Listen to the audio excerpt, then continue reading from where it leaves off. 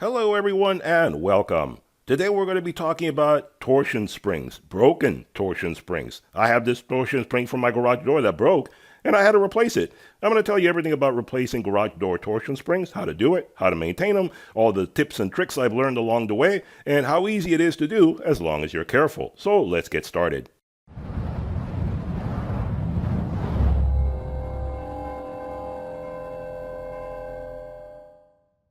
Alright guys, so in this video we're going to talk about torsion springs, garage door torsion springs, how to take care of them, how to replace them, how to install them, how to do everything, all sorts of tips and tricks I've learned along the way. Now this is totally unscripted, I have no madness to this method, I'm just going to go through it and basically just ramble about all the things that I've learned, how to do it, how to install them, how to take care of them, all that kind of stuff, and how it relates to your garage door. So bear along with me as we go through this. I'm going to try to be as informative as possible and try to go as quickly as possible so it doesn't bore you to tears.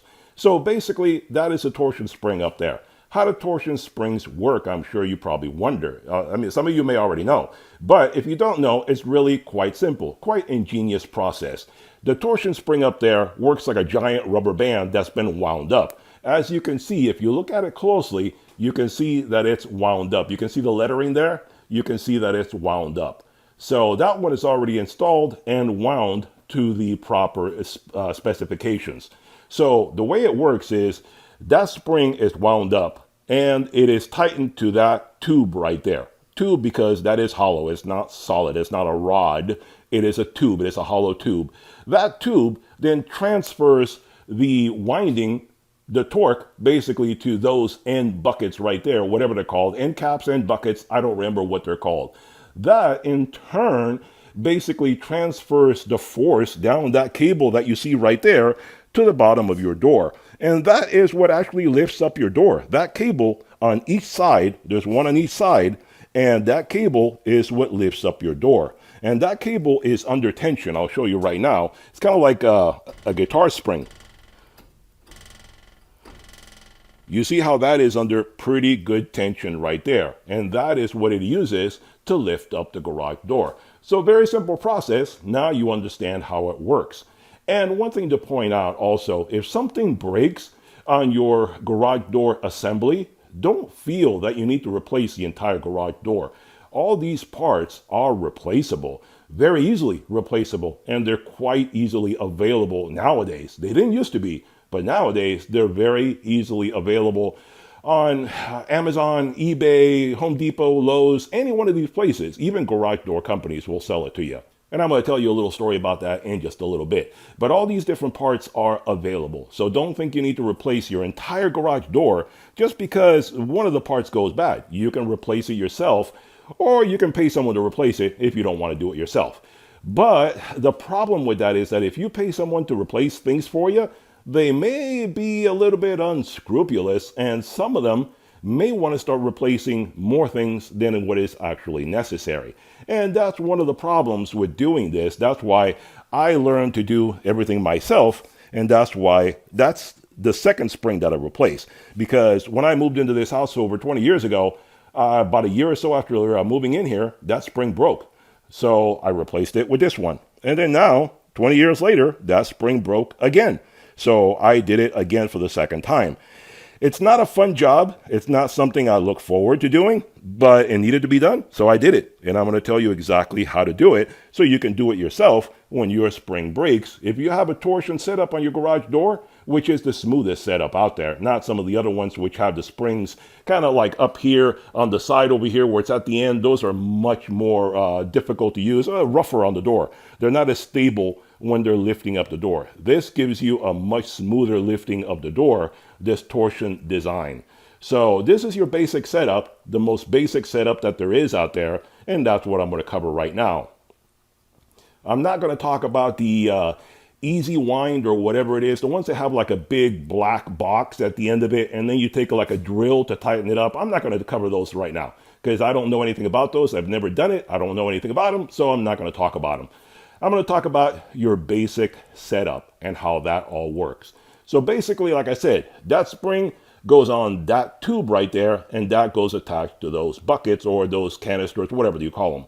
Now, to replace that spring, which I already did, But I'm going to tell you what I had to go through. That tube needs to be moved out of there. And as you can see right there, I don't have enough space to move it in that direction because they do not lift up. You can't do that. You have to slide it out from the hole that it's in right there. I don't know if you can see on that one over there that basically it's sitting inside of a hole and there's a bearing holding it in there so it will spin properly. And that's the way these guys work. There is no way to lift it up out of there. That metal bracket is holding it in place. So you have to push that rod out of there. You have to slide it out. Now, on that side over there, I have plenty of room. So that's really not a problem. On this side over here, I just slide it out this way, that way, and it'll go out just fine. So what you need to do is you're going to need to loosen some square head bolts on there, and they use a 7/16 to remove them. And you're going to need to loosen the ones on the spring as well, and on that one as well. So then you're going to be able to move that rod out that way and pull it out this way slightly so you can take your spring and slide it out of there and then slide the new one in. It's literally that easy to do as far as the replacement process goes. Now, how about the installation? Well, the installation is reverse of removal, right? That's what most instructions will probably tell you. It's that easy to do. Well, yes and no. It's not that hard. What you're going to do is you're going to put that bucket back on the rod or the tube and then slide it back into the metal bracket there. And that's it. And you find a nice even place. And generally, there'll be witness marks on there that'll tell you exactly where you need to put it back on. So it's not that hard to do. There'll be witness marks for everything as to pretty much where it was installed. And then what you're going to do is you're going to take those guys before you start doing the installation. And I forgot to mention, before you start doing any work, you should take off the garage door opener. You definitely want to pull down on this safety cord right here, pull it down, release it from the garage door, because you don't want to start working and have by some accident someone hit the button or it gets a stray radio frequency and the garage door starts opening when you're working on it. So that's the first thing that you need to take care of. Secondly, then what you're going to do is you're going to take those buckets and twist them as tight as possible, as much as you can do with your hand, and then tighten the screws and hold it down in place. That is the first thing you're going to do. Second of all, you're going to need some basic tools. And what you're going to need is you're going to need a couple of vices. You're going to need a 7/16 ratchet or socket, whatever you have. And you're going to need some of these bars that are basically for tightening the spring, and we'll cover that in a moment. And most of the springs will bring these with them. If yours doesn't, you can always buy these separately. They're not that expensive, and they're just steel rods. These guys are solid, so you do need these guys to be able to do the job safely. Now, what you're going to do when you get started is you're going to take one of these vices, and first thing you're going to do, obviously, the door is going to be all the way down. And what you're going to do is you're going to take this vise, open it up enough to work for you, and then you're going to just put it on here and drop it down until it hits that wheel right there, and then lock it in place. That's it. That's all you're going to do. Again, for safety, if for some reason that door starts moving, that will not allow it to move, and you'll be safe. You don't want the door to start moving on you for any reason and have it knock you down. That would be bad. So that's where you're going to put one of the vices. The second one we're going to put up there, and we'll talk about that in a moment. But one thing to point out as well, as far as buying the springs, make sure you get the right one. You see that red paint splatter on the tip of that? That is not by accident. That was not a mess or a mistake that someone made. You see that on that bucket right there as well. That is a code that they have. The ones on the left-hand side will always be red. The ones on the right-hand side will always be black. Let me show you on this spring over here. You see how that one is black? Because that's facing towards the right. The ones facing towards the left will be red. That's a code that all these garage door companies have used. So that tells you right there, this spring faces towards the left, and it's a right wound spring, so it has a red marking at the tip of it. You'll see that on the old one as well. And you see the R right there tells you that it is a right wound spring. So that's how that works. And we'll discuss the size and stuff in just a moment. So basically, as far as that goes, you know that red goes with red, and then the black goes over there. And as far as the orientation of the spring, it really doesn't matter if it's facing right or left. It doesn't really matter at all. It's however the installer chose to put it. It does not matter. The door doesn't care. In fact, it can be more that way, more this way. It doesn't really matter. It doesn't have to be centered perfectly. But obviously people like it for symmetry. But the garage door will not care because that's all tied together. That's going to become a solid mass when you're all done.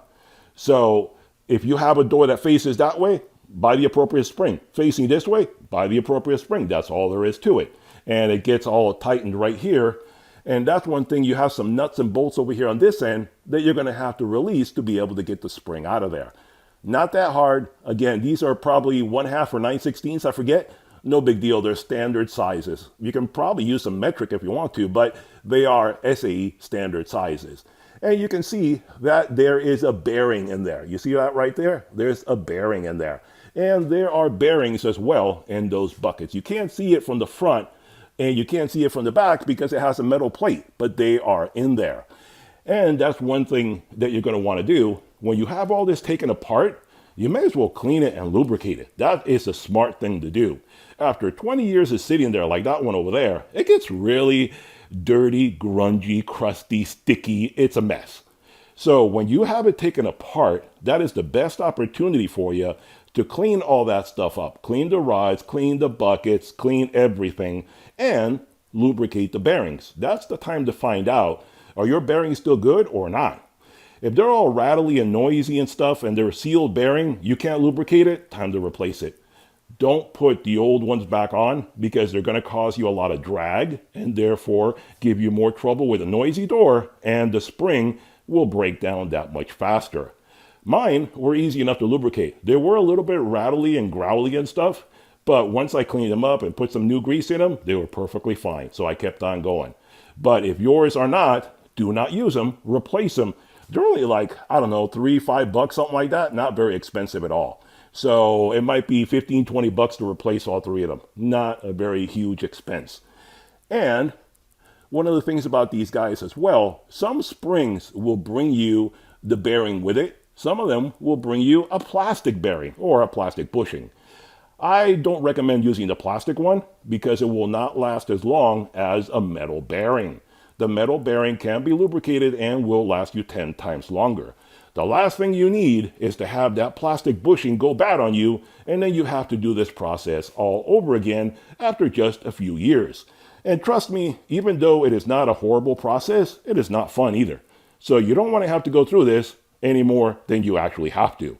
So use good parts, don't cheap out, otherwise you may regret it.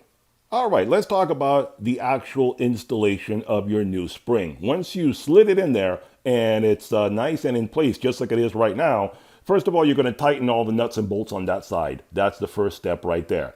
Then you need to come over here and start winding it. So you're going to need a few basic tools like I already told you before. First of all, you're going to need a ladder, and you're going to need to get up on that ladder. If you're afraid of ladders, this is not something you're going to want to do. Now, as far as the spring goes, what you're going to do is, this one has, they all do, have two locking bolts right there. And they're the square head. For whatever odd reason, they use a square head. So you're going to make sure that these guys are loose so the spring can move freely. This guy also, you're going to hold this guy in place first. This is where you're going to use the second vise that I told you about. And what you're going to do is you're going to get the second vise and you're going to put it on here. You're going to tighten it and you're going to rest it against the header. So it's going to be like that. You're going to tighten it on there, rest it against the header, and that's going to stop that bar from moving because you want it to stay in place before you start winding this guy. So that's step number one. Now the next step is you're going to start winding up this spring. Like I said, this is a giant rubber band. And what you're going to do is you're going to take the metal bar that came with it or you bought separately, and that needs to slip right into this slot right there. And make sure you get it all the way in and it's nice and solid. You don't want it loose because if it's loose and you make a mistake and let it go, you're going to be in big trouble and you can get hurt. So slide it all the way in before you do any movement. So what you're going to do is you're going to go quarter turns. You see how you have 4 slots, one on the back, one on the front, one on the side, 4 slots for putting the metal bar into. And you're going to move it around 29 to 31 turns, quarter turns. Okay, that's what you need to do. That is the sweet spot for most doors out there. 29 to 30, 31 turns, that's where you need to be. So what you're going to do is you're going to put the bar in there, and then you're going to lift it up and then hold that in place. Okay, you're going to lift it all the way up here and hold it in place. With your other hand, you're going to take the other bar and slip it into this guy here at the bottom, and then move this guy up. So you're giving it another turn. Hold it in place with your other hand, put the bar back in here, and again, rotate up. And that's what you're going to do. Quarter turns with the bar nice and snug, nice and tight in there, rotating up 29 to 30 turns around there. That is what the normal amount is for most doors. Every door will vary. I'll tell you how to balance the door in just a moment, but that's what you're going to want to do.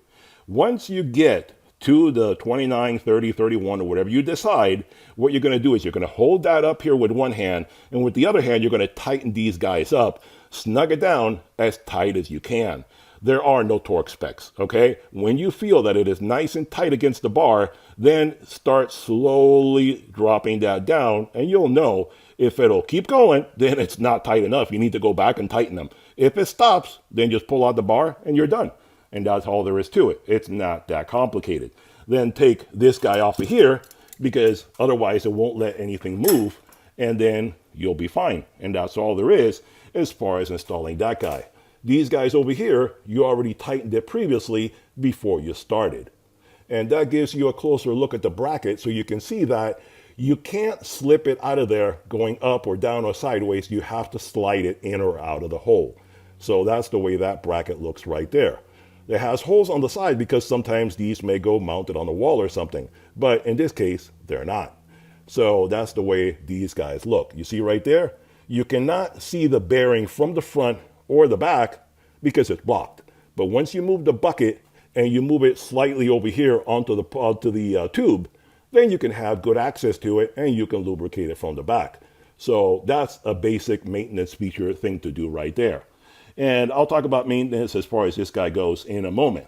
So now that you have it installed, I'm going to tell you how to balance the door, and then we're going to go through and do maintenance on the door. Okay, now that you have the spring and the buckets and everything all nice and tight, everything should be nice and tight and firm, and there should be no sloppiness or no play or anything anywhere. Everything should be nicely tightened up. Do not put your garage door back on yet. What you're going to do is you're going to balance the door. And balancing the door may sound complicated, but it's actually very easy to do. What you're going to do is you have your door down right there, right? You're going to lift up the door manually to the halfway position. And then just hold it there and let it go. If the door stays put, you're fine. You're balanced. That's all you need to do. If the door starts dropping down, then the spring is not tight enough. You need to wind it another 1 or 2 turns. If the door starts going up, then it's too tight, and you need to loosen it 1 or 2 turns. And that's it. All you want to do is find that sweet spot where the door is at the middle, and it stays there on its own without any help, and you'll be perfectly fine. That is your balanced door. Then in that case, bring the door down, and then put your garage door opener back in place, and run it back and forth a few times, and everything should be fine. It is that easy to balance the door. So see, it wasn't really that hard to do the installation process. The only dangerous part, which a lot of people make a big deal out of, which it is dangerous, I'm not going to downplay it, but I don't like fear mongering either. It is dangerous winding up the spring, but as long as you do it 1 turn at a time, 1/4 turn at a time, hand by hand, slowly, cautiously, figuring out exactly what you're doing, focusing on what you're doing. No talking to people, no goofing around, no playing, no trying to do it in a hurry. Slow and steady, you'll be fine. You won't get hurt. Everything will be perfectly fine. If you're goofing around, talking to your friends, trying to do it in a rush, then you may get hurt. And that is where the problem arises. As long as you're steady and sure of what you're doing, you're not goofing around, it's not that dangerous. Just be nice and careful. Like I said, I've already done this one twice and done that one over there once. And it's not something I enjoy, but it's not something that scary either. So it's not that big a deal. Now let's talk about some maintenance on the door itself, and then we'll talk about the sizing of the spring. Now you just went through the trouble of replacing your spring, right? So you want the spring to last. You want everything to last you. You want the door and everything to work at its best. You just went through a lot of trouble. You want it to do its best job possible. What you want to do is, first of all, this is a wooden door.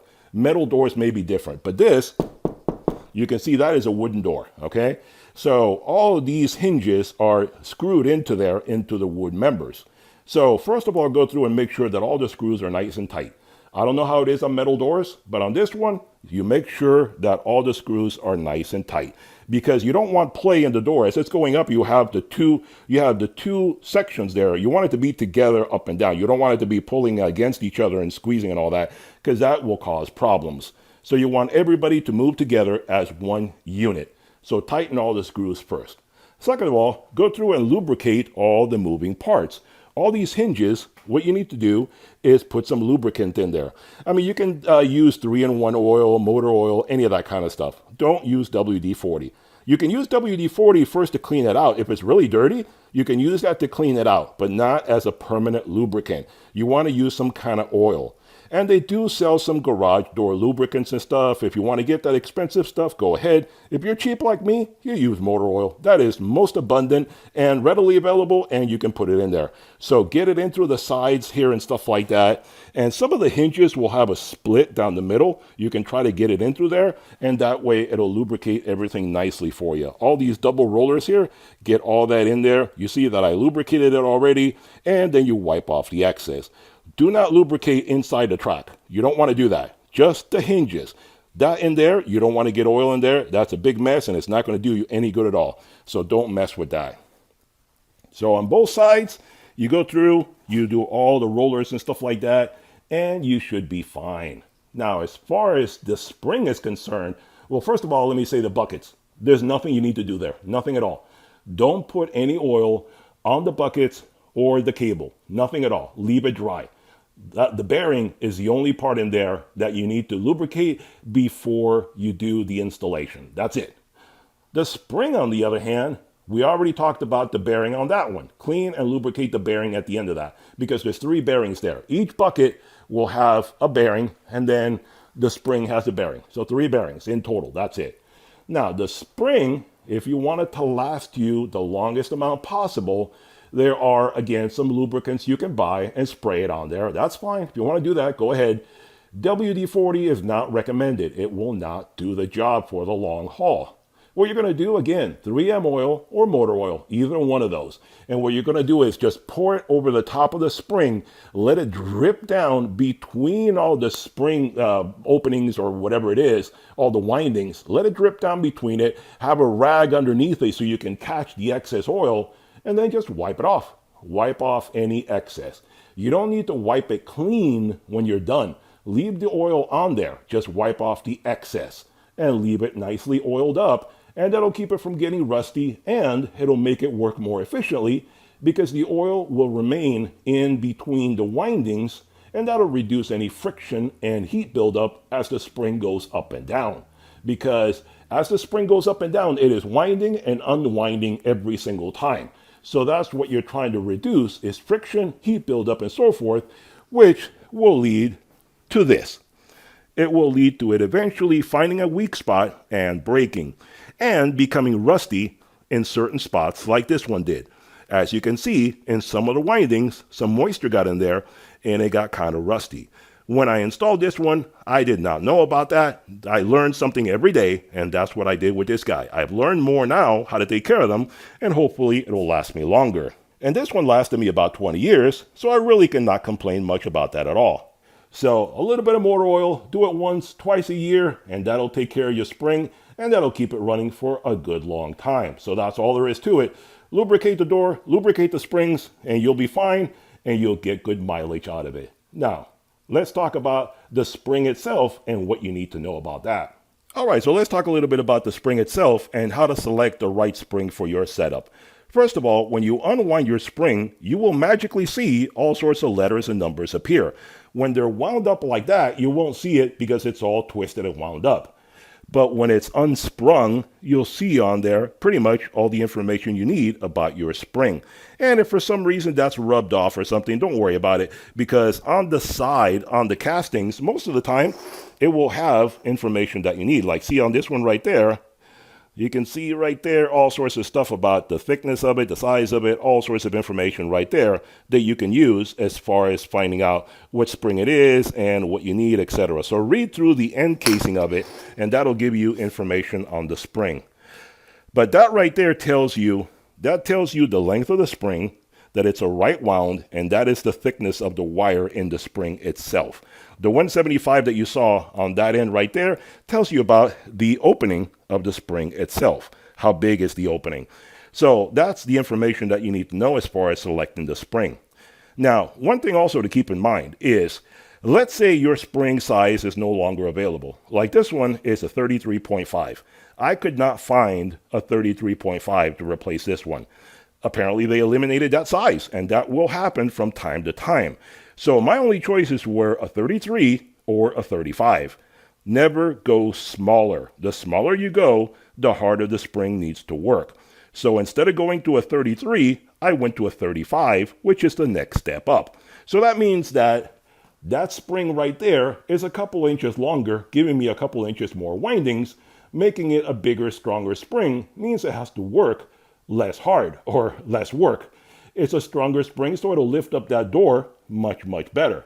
So it should last me a good long time without any great difficulty. So finding the right spring is not as difficult as you might think. And there's a ton of videos you can watch on YouTube if you want to get more info on this. I'm giving you the basic information. Now, where do you find a spring? All right, so you need to replace your garage door spring. So where do you find one? Well, actually, it's really quite easy to find a garage door spring nowadays. 20 years ago, when I had to replace that spring, it was an entirely different landscape. It was not that easy to do at all. I mean, there's a lot of things we take for granted right now. Stop and think for a moment. 20 years ago, YouTube didn't exist. 20 years ago, Amazon was barely getting started. 20 years ago, a lot of places did not have a lot of stuff on the web. So it was very, very difficult to find just about anything you wanted on the internet. 20 years ago, we were still using the yellow pages, the white pages. Most stuff was done locally. So I looked around locally, and most garage door companies did not want to sell me a spring. They said I had no business changing my own garage door spring. It's too dangerous, and they would gladly send out a professional that knew how to do it, and they would charge me about $300 to $400 to do it. That did not interest me in the least. So basically, I kept looking. And the only place that I could find a replacement garage door spring was on eBay. eBay was actually a good place to get stuff back then. So on eBay, I found replacements for that door and for this door. So that's how I took care of it. Now, 20 years later, you can get them just about everywhere. You can get them on Amazon. You can get it at Lowe's. You can get it at Home Depot. You can get it from local garage door springs or international garage door spring companies. There's a lot of places willing to sell it to you. Now, most of the garage door companies will tell you it is dangerous and they would be happy to do it for you. But they'll still sell it to you, where 20 years ago, I got a very negative attitude. They simply would not do it. So they realize now that they are being bypassed. I can go to Amazon, Lowe's, Home Depot and get it there. In fact, I got this one at the Home Depot. That was the cheapest place that I could find it and the quickest turnaround. So that was actually a heck of a lot easier than what I had 20 years ago, where I had to struggle trying to find where to get a spring. So that is actually an improvement. There's a lot of things that have improved on the internet and some things have not, as we're all quite aware of.